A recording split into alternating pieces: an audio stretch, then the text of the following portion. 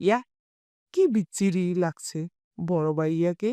মনে হচ্ছে ফকিন্নির মতো 7 মাস ধরে খাবার পায়নি। আফুকে লাগছে পূর্ণিমার চাঁদ আর বড় ভাইয়াকে লাগছে অমাবস্যার চাঁদ। জাইন বলল। আসুন, এসে ফটো তুলুন। হাঁ করে মুখ রেখেছেন কেন? ডিএসএলআর ম্যানের মুখে ডিএসএলআর মনের মুখ দেখে বোঝা যাচ্ছে সে মোটেও ইচ্ছুক না জাইনের সাথে ইসরাতের ফটো তুলতে। আরশ আর জাইন ফটো তোলার জন্য ডিএসএলআর ম্যানকে বলল। ডিএসএলআর ম্যান মুখ গম্ভীর করে এগিয়ে গেল। আপুর ক্লোজ হয়ে দাঁড়ান। আপু ভাইয়ার দিকে তাকান, আর ভাইয়া আপুর দিকে আপুর দিকে তাকান। দুজন দুজনের হাত চেপে ধরে হালকা করে হাসবেন। জাইন ডিএসএলআর ম্যানের কথা না শুনে ইসরাতের কাছাকাছি দাঁড়িয়ে ইসরাতের কোমর চেপে ধরল। ইসরাত জাইনের কাঁধে হাত রাখল। জাইন ইসরাতের মুখের দিকে গম্ভীর মুখ নিয়ে তাকালো।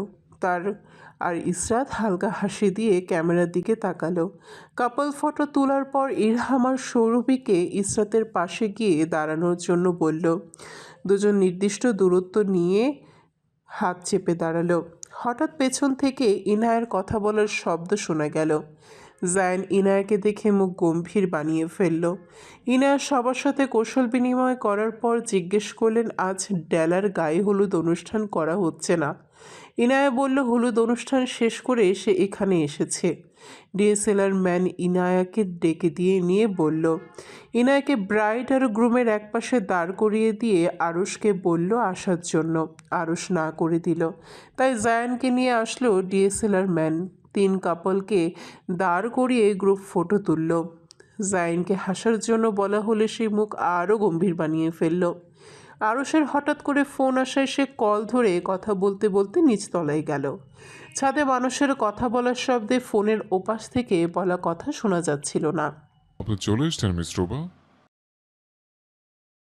আরুষের গেটের সামনে গিয়ে গেট খুলে দিল। হাসিমুখে রুবারের দিকে তাকিয়ে জিজ্ঞেস করল।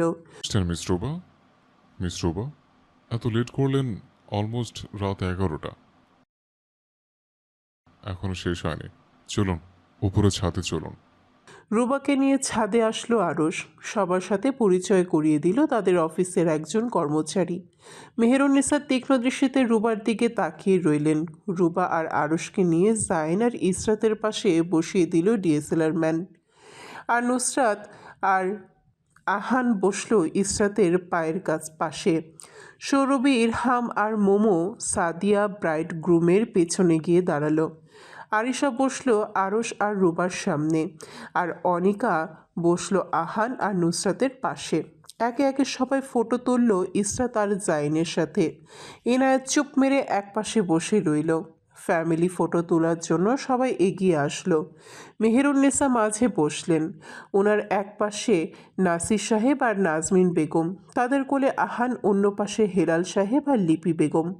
পেছনে দাঁড়িয়ে আছেন সোহেব, ঝর্ণা আর রুহিণী ও সোহেদ, তাদের মাঝে আরিশা দাঁড়িয়ে আছে। জাইন আর ইসরাত কুশনের উপরে বসলো। জাইনের পায়ের কাছে বসলো ইরহাম আর ইসরাতের পায়ের কাছে অনিকা। জায়ান বসলো ইরহামের পাশে আর ইনায়া বসলো অনিকার পাশে। নুসরাত আর আরশ মেঝেতে বসলো দুইজন দুই কোনায়। ডিএসএলআর ম্যান বিরক্ত হয়ে বলল। আপনাদের দুজনকে শুধু বলতে হয় কেন ক্লোজ হয়ে বসার জন্য। ক্লোজ হন দুজন। মনে হয় একজন ভারত আর একজন পাকিস্তান। কাছে বসুন দুজন। নুসরাত আর আরশ দুজন গায়ের সাথে গা কিছুটা লাগিয়ে বসলো। ইসরাত জাইনের দিকে তাকাতেই জাইন তার দিকে গম্ভীর মুখ নিয়ে তাকালো। জায়ান ইনায়ের দিকে গভীর চোখে তাকিয়ে, আর ইনায়া হাসি মুখে সামনের দিকে তাকিয়ে। আরশ আর নুসরাতের মুখ দেখে লাগছে আর কিছুক্ষণ এভাবে বসে থাকলে ভোমের মতো পেটে যাবে। দুজন দুজনের দিকে অগ্নিদৃষ্টিতে তাকিয়ে ডিএসএলআর ম্যান ঠাস করে ফটো তুলল। আর মেহেদি অনুষ্ঠান শেষ এখানেই হলো। রাত একটার দিকে মাহাদি আসলো সৈয়দ বাড়িতে। আরশ কোমরে 2 হাত রেখে তাকিয়ে রইল মাহাদির দিকে। এত কষ্ট করে এখানে আসার কি প্রয়োজন ছিল এত তাড়াতাড়ি? আরশ গম্ভীর মুখে তাকিয়ে রইল। মাহাদি আরশের রাগ ভাঙানোর জন্য জড়িয়ে ধরল।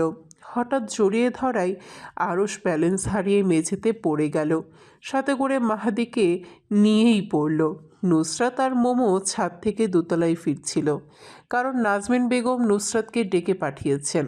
হঠাৎ আরশকে আর মাহাদিকে একে অপরকে জড়িয়ে ধরে পড়ে থাকতে দেখে সন্দেহের দৃষ্টিতে তাকালো মোমো আর নুসরাত। মোমো কানে কানে বলল,